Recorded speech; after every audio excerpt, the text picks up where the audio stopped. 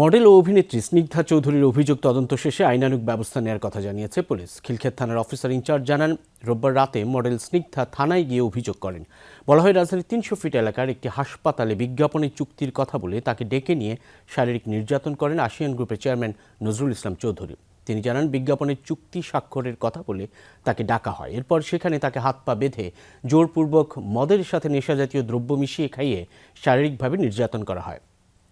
এক পর্যায়ে হাতের বাঁধন খুলে ২তলা ভবনের বেলকনি থেকে লাফিয়ে পালিয়ে আসেন স্নিগ্ধা। থানার ওসি মোহাম্মদ সোহরাব আল হোসাইন জানান, ঘটনা যাই হোক, সুষ্ঠু তদন্তের মধ্য দিয়ে আসামিকে আইনের আওতায় এনে শাস্তি নিশ্চিত করা হবে।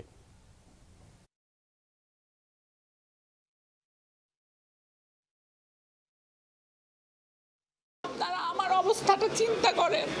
আমি ওই রুমের মধ্যে একা, একটা মানুষ নাই, তার যত লোকজন আছে সবাইকে সে বের করে দিছে, দিয়ে আমার হাত বাঁধছে, আমার পা বাঁধছে, আমার ফোন দূরে ছুঁড়ে মারছে, মেরে আমার গলা চিপে ধরছে। এভাবে গলা চিপে ধরে আমাকে বলতেছে, বল আমাকে কেন ঘুরাইছিস। ভাই, তাকে আমি জীবনে ওই দিন প্রথমবার দেখছি।